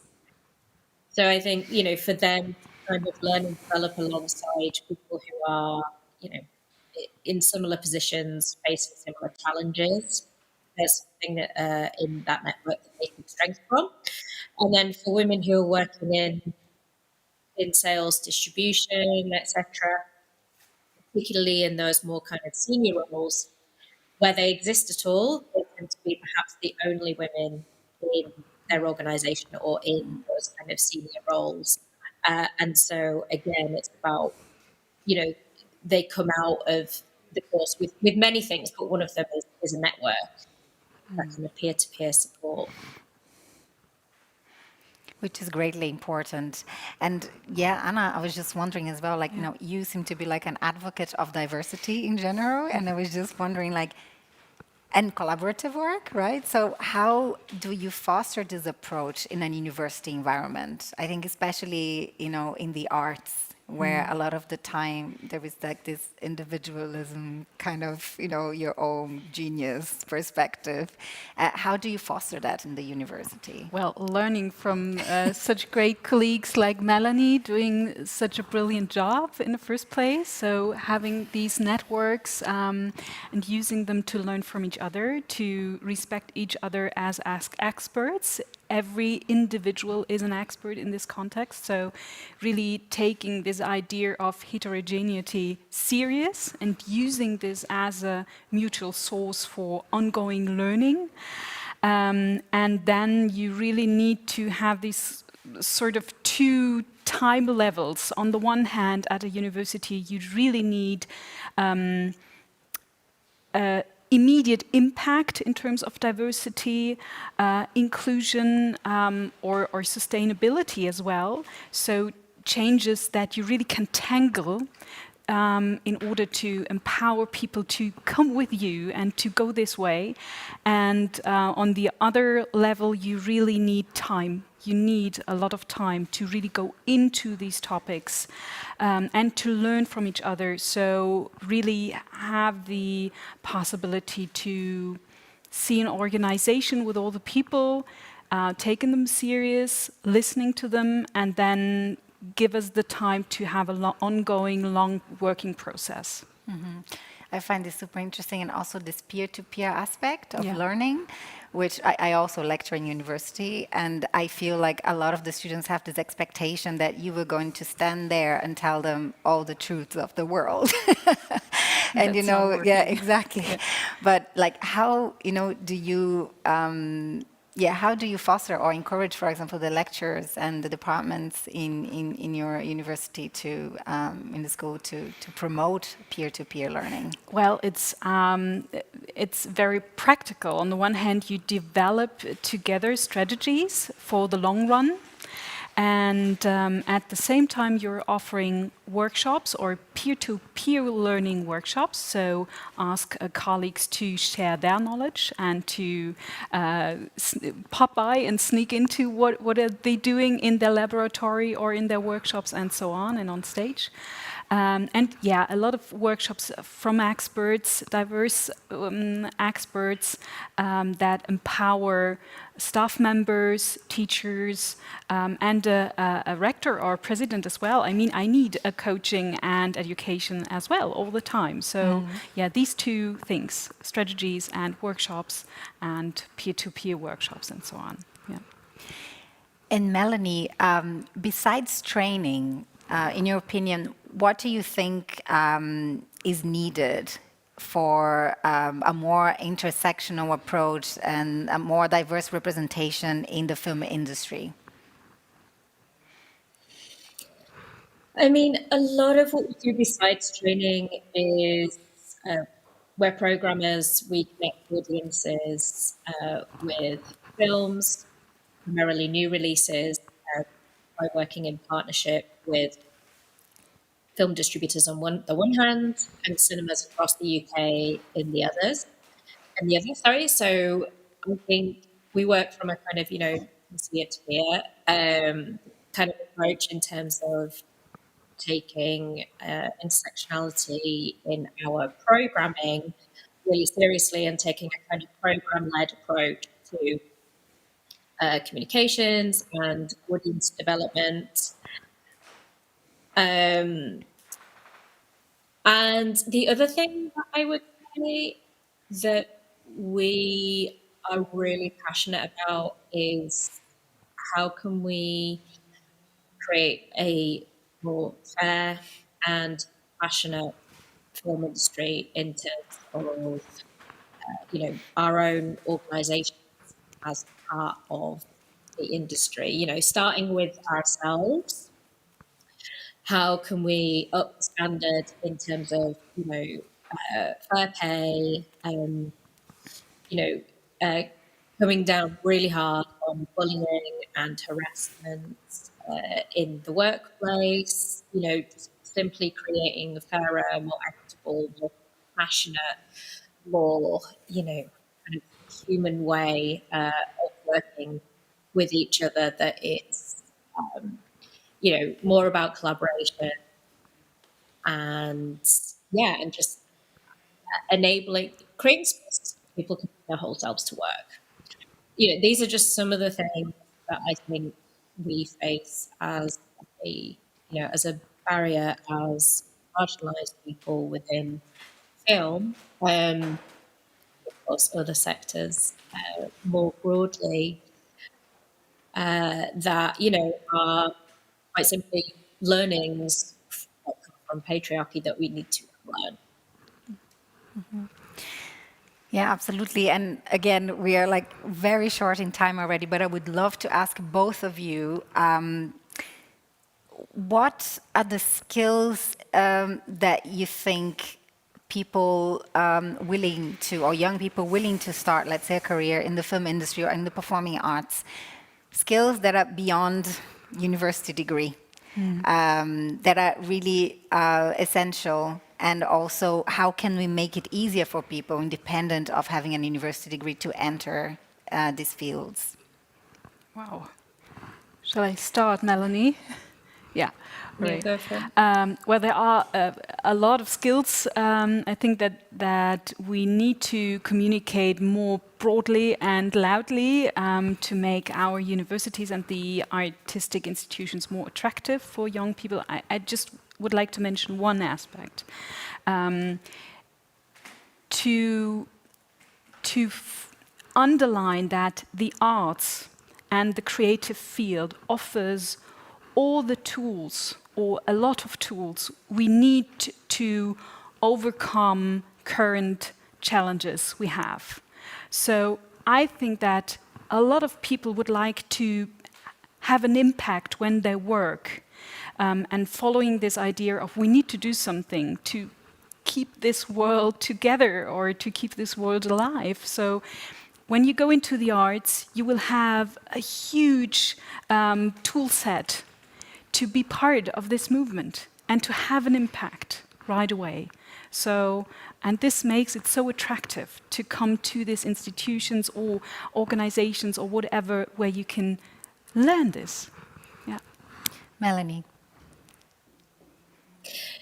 Yeah, I mean, that's in the context of the UK, where arts and humanities degrees are really a threat here. Yeah, and I would just second everything that Louisa said. I guess as an employer, beyond that, I'm looking for two things that are maybe going to seem quite opposite. But one is, when I'm taking on entry level roles, is solid kind of administration skills, and that is a lot of what our jobs are, and it doesn't matter how senior you get. Those organizational administration, skills are key. And the other thing that's quite big is I'm looking for like ideas and put them forward. And of course, that's up to us as employers to make sure that we're creating a space where those ideas are allowed to thrive, are allowed to be aired and get listened to. But yeah, I'm looking for that kind of sense of new ideas, of purpose, and that kind of creative spark.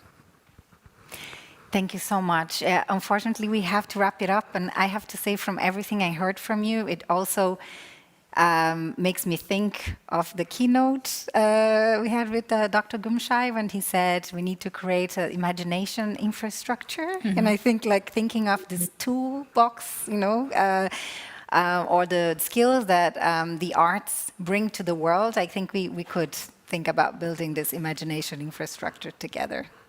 Thank you so much. And now we will have a very short break before we go into the final panel of this morning. Stay with us.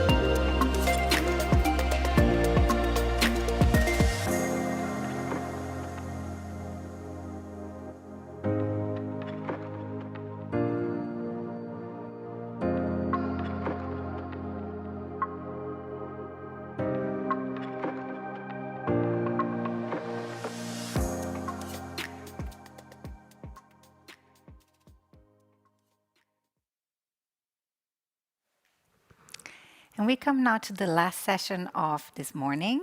Our panel, and it's the first session we have everyone here in the studio in Berlin, which is super exciting.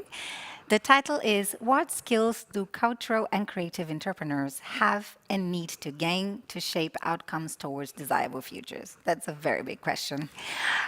Before we start our dialogue, each one of our speakers is going to present a short statement to kind of contextualize their own work and practice within the topic we're discussing today. And to start, I would like to invite Jens Badura. He's a philosopher and cultural manager at the Zurich University of the Arts.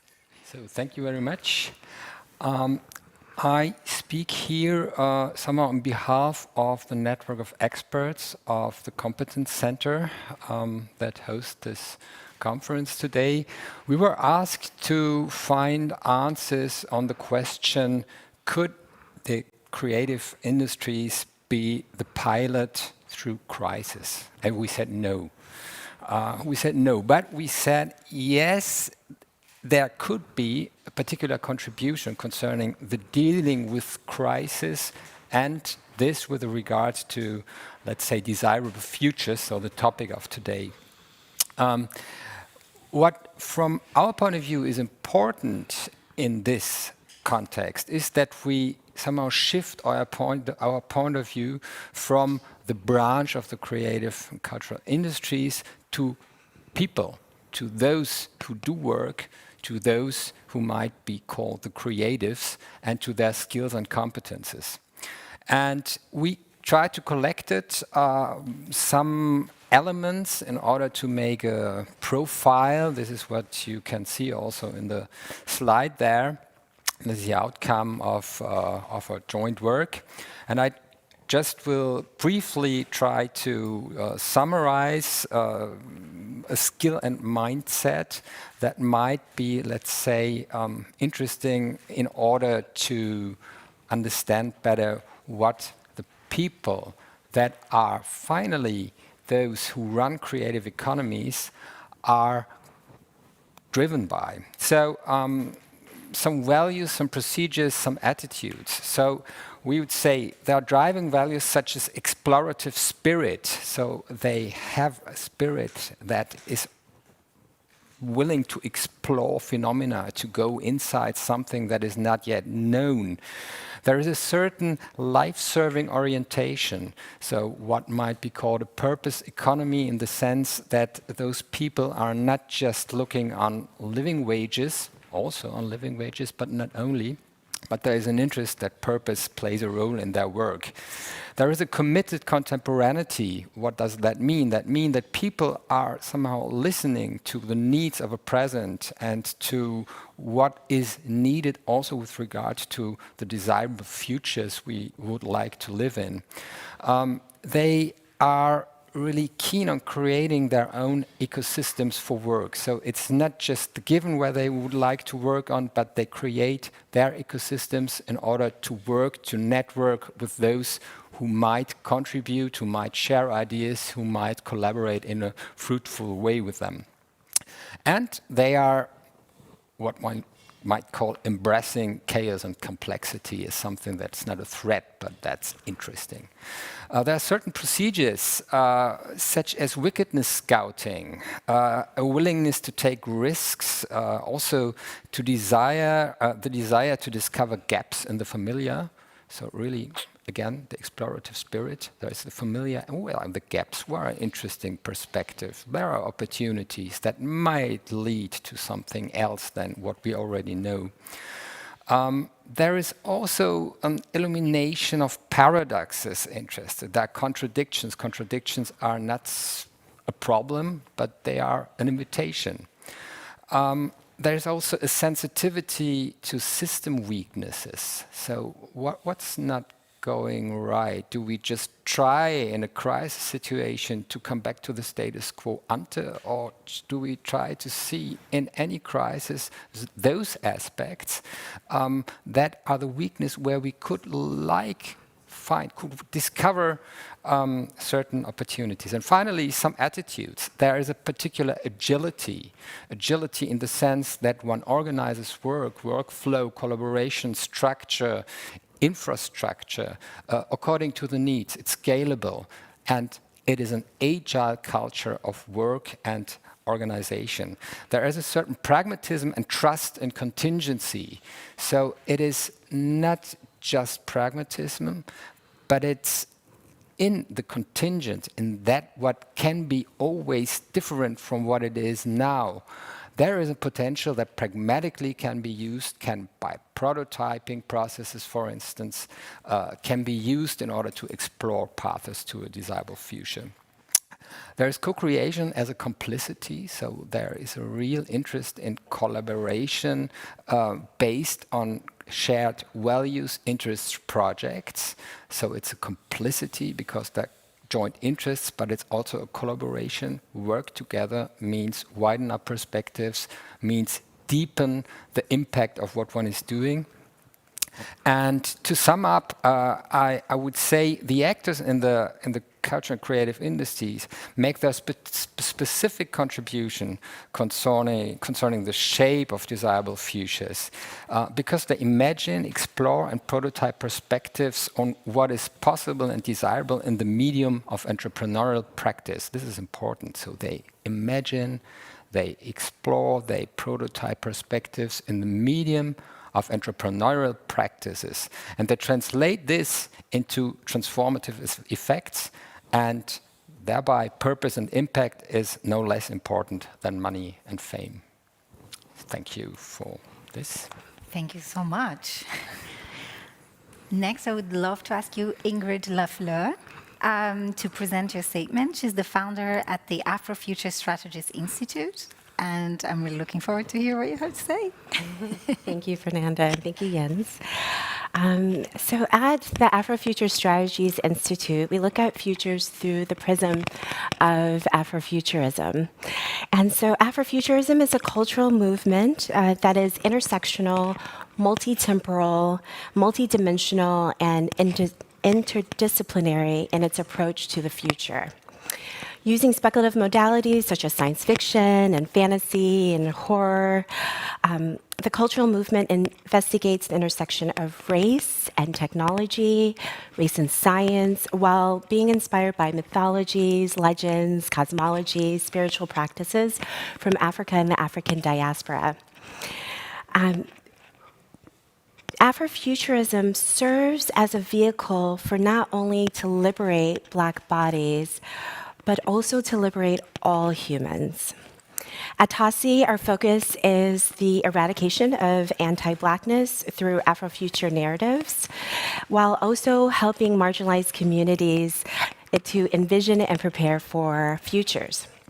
Afrofuture theorist and writer Alexis Pauline Gumbs recently offered a prompt for a workshop that is upcoming. Definitely look her up. And she asks, what futures become possible when we look inward to our bodies? Then as far out as the cosmos themselves, through the lens of the African diaspora. There are many practical ways TASI prepares people for the future. However, today, I would like to go inward. In the Afrofuture, there are many portals, as the slide listed, and I would like to focus on the foundation, ancestral and elder wisdom.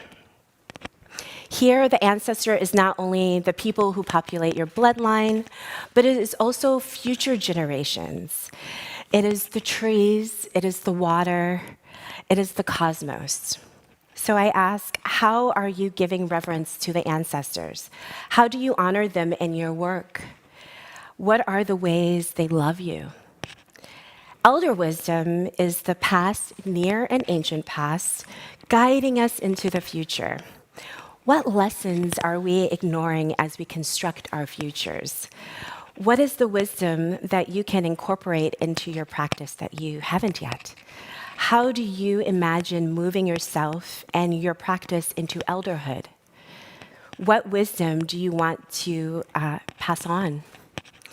I leave you with those questions, and I look forward to our discussion.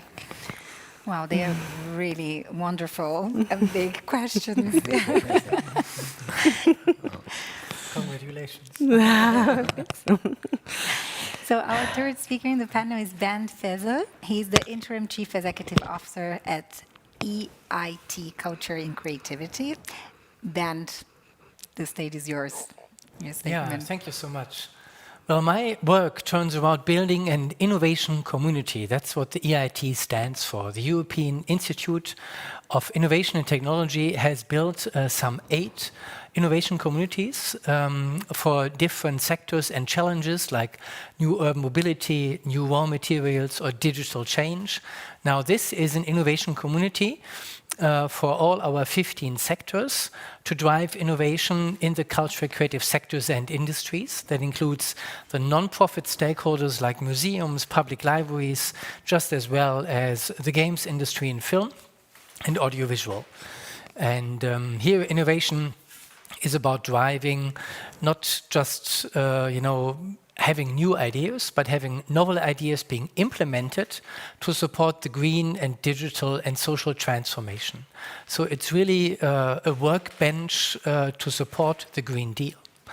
And with this aim, innovation is supported in the field of education, in the field of research and innovation, not only new technologies, but also cultural innovations, non-technological innovations, and last but not least, it's about business creation.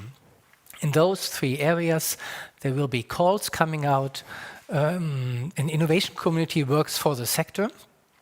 The idea is to have a sustainable structure which finances its own cost, and then acquires fundings from different sources, it's philanthropic, private, or even public, to spend those funds, something between 50 to 70 million every year, to the sector.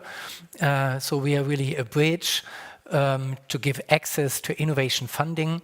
And you might know, innovation funding for the creative industries is a new kid on the block. It started with the so-called Cluster 2 in the Horizon Europe program some 2 years ago, for culture, creativity, and inclusive societies. And after this initiative from the European Parliament, now we see this initiative from the EIT for an innovation community in our sectors.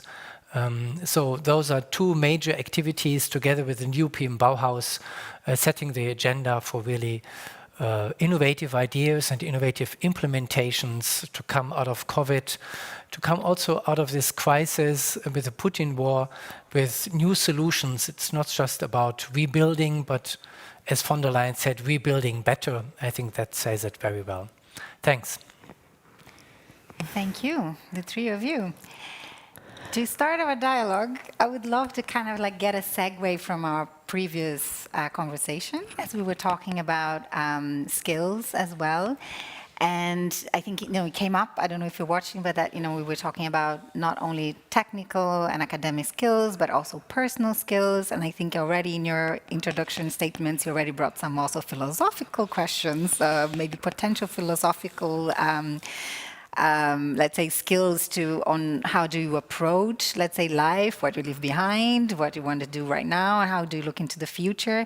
So I would like to ask the 3 of you, what would you say are the most 3 important skills, and again, I'm not just talking about technical skills, that entrepreneurs in the creative and cultural industries need to help shape desirable futures? And if you think, are there any skills that, in your experience, you feel are missing?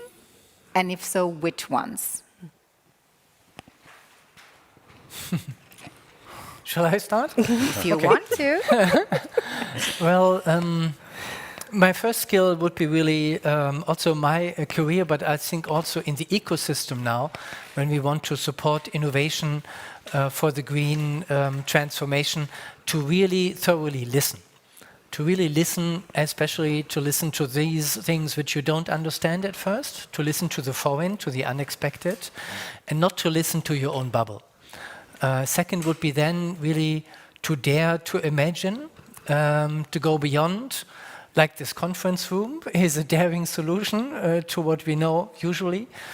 And so this daring, this radical innovation, but not in the sense Silicon Valley uses this phrase, to have a radical innovation which is not disruptive, which takes care of social fairness and inclusion. That I think is something we have to develop, maybe even as a European way. And the last one is, it's easy said, but it's difficult. Just don't be afraid to do it. Don't plan it for 5 years. Don't plan it for a year. Just be quicker in doing it, be quicker in failing, but then do it again. Especially here with my German background, we have this experience. You rather plan for 10 years, but I think Steve Jobs said it already. Doing is better than planning. And I think that would be the next skill. Don't be afraid. Yeah, you kind of stole mine. I was going to say listening as well. Definitely listening to your inner self, I think, is extremely important. And really evaluating, I think the next thing would be your biases, which is really difficult. And trying not to be shameful about that. And really, when you're working with communities, making sure that you're evaluating those biases as well that might be embedded in that community, I think is really important. And then I think this is based on my own experience, don't be afraid to be, I guess, already in the future or ahead of the curve. If communities that you're working with don't really know what, for instance, I work in blockchain technology, so the communities that I work with don't really understand it. Instead of shying away, I definitely created lots of dialogues to show the many different uses of blockchain technology, because that's what it's really about. And then, getting the questions and the confusion, but at least there's exposure. And I think that it's really important, if you're already working within the future, is to make sure that especially marginalized communities understand what's happening, that there's even research in the future, that they can too imagine the future, but they might have their own limitations. And so how do you break through those limitations is really important. And so again, moving through what your inner voice and your biases. So you stole some of mine then. No, I would say first it's an engaged contemporaneity. That means, and it has been said under the title of listening, that means I have to be in my time, I have to be in the present, and I have to be attentive to what's going on the different dimension of being a human being. And this includes not only figures, that also includes atmospheres, this also includes the way how our reality is shaped. So this kind of culture of attentiveness seems to me one important skill. A second one is a culture of relevance.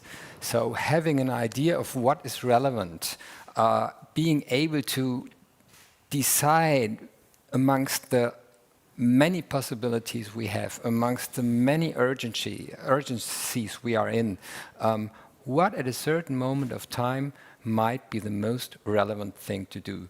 And this is something that finally leads to a way to be in connection with the question, what is a good life? Not only for me, but for all, today and in the future. So this is culture of relevance. And finally, it would be what I call reflective pragmatism. And this is something you mentioned in your third point. It's pragmatism in the sense of, yes, let's do it, but it's reflective because it's not just doing it, it's also reflectere, just look again, be careful, and have an idea of the impact of what you are doing. And I think this is something in the creative industries, economies, that is somehow linked with the scaling dimension. So scale it in a way that you always, or that you stay somehow able to have an idea of the impact of what you are doing. And these 3 would be my skills here. And all of them combined, it's a pretty good toolkit, right? I mean, that's very interesting what you're saying, because it's not about, it's also just, you know, the Silicon Valley attitude of move fast, break things. It's not about breaking everything on the way, being reflective. And I think, like, I'm very fascinated by how many times the word imagination came up this morning, you know, in every session, which I think is something that maybe we don't encourage as much, or we don't talk so much about as a skill, but it's so important when we are thinking of desirable futures. We have to be able to imagine they are possible. Otherwise, it's very hard to, and very interesting as well, Bernd, what you said, that, you know, the culture of like planning for 10 years, the risk of being risk averse, I think in Germany is very common. But at the same time, that's what leads to my second question. You know, we're talking about living in a time of perma-crisis, of like a lot of uncertainty. And then when we are talking about how do you, you know, identify this relevance and the contemporality, and at the same time think about the future when the future feels so uncertain. So, you know, there is kind of like a challenge there. So Ingrid, I would love to start with you, because, you know, on your website at TASI, you say that you can help prepare for uncertainty. You know, this is the idea. How do you prepare? You know, like from your perspective, like companies, people, communities, for uncertainty. What's your approach? So I focus really on Black communities and, of course, very open to marginalized communities. The reason is because the future, we're usually victims of the future, if that makes sense. And we're always the last to know, but that knowledge probably, or the tech that was created, that innovation, did not consider our social context, where racialized bodies are often harmed in these kind of innovations, right? And that's why I focus so much on your biases, because sometimes we don't even realize that we're causing that harm. So my research is really so that communities can be more proactive instead of reactionary. I'm from the United States, so of course a lot of you know the racial oppression that we endure. So we end up being in a very reactionary space. For instance, facial recognition software. It misidentifies Black women 60% of the time, and yet the mayor of Detroit sanctioned it being instituted in a city that is over 70% Black. So that's where my work is. That's the future. Unfortunately, it's not as lofty. It can be. I do use Afrofuturism to help exercise that imagination muscle and to center Black bodies, no matter your background. I think it's really helpful to center Black bodies. It's really healing. But again, I really am trying to make sure my communities are proactive, and so therefore that's why I do the research I do. That's very, and there was also a point that you brought up earlier, like this idea of like, you know, there isn't maybe a fully understanding of maybe all the topics that you were presenting to these communities, but there is an exposure. Which is already like a step forward when, you know, we are living in this world with so many, I mean, there's bias everywhere, you know, and most of the time is unconscious. Yes. So I think this is very important. Bernd has something to say. Yeah, you just prompt, I think, another skill for the future by relating to this topic, you know, being victim, as you said, to the future, but you also spoke about yourself working with blockchain technologies and this topic of facial recognition. I think that's one of the major topics and tasks we have as creatives to really see to it that the software which is now developing, the technology around us, you know, is fit and is empowering us, and it is not, you know, endangering in us. And so how do we train technologies so far out, which are mostly hidden, unknown, even secret? So I think we also need policymakers to allow us to do this, to have regulations around transparency, but also, you know, awareness in our sector that we have not only to talk about our creativity, but have to take care of those machines and softwares which on first sight, are not creative, but they're only as good as we make them. Yeah, so I think this mix of art and tech is the most important task we have. And I see you working at that cutting edge, and so a pleasure to meet you here. Thank you. Yeah. Yeah, I was going to say that I do deal with digital transformations. So whenever I do work on a tech project, I always work with the community first to understand what their narrative, what their future vision is, and working through that and their mission. And then that story that they've come up with informs the tech.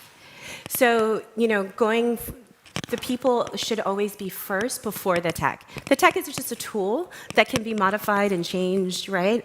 But oftentimes we're starting with the tech first, assuming that it's solving a problem that actually could be causing more harm and more problems. Yeah.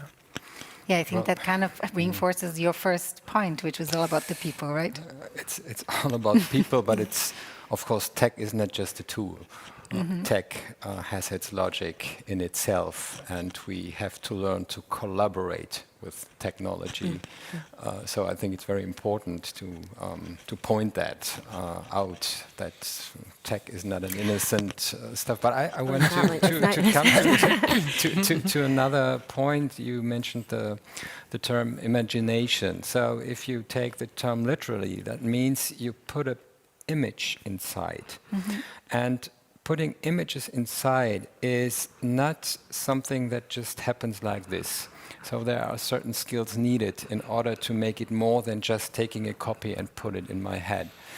I think future-oriented competences, skills, must be able to aesthetically deal with the quality of the images they want to put inside themselves. And what is needed there is, it might sound a bit old-fashioned, but there is a certain kind of aesthetic education needed, not only within the creative community, but in everybody's perspective of life. And I think this is really important, that we do not stay, well, your project already opened it, of course, but that we do not stay that much within our creative class bubble stuff.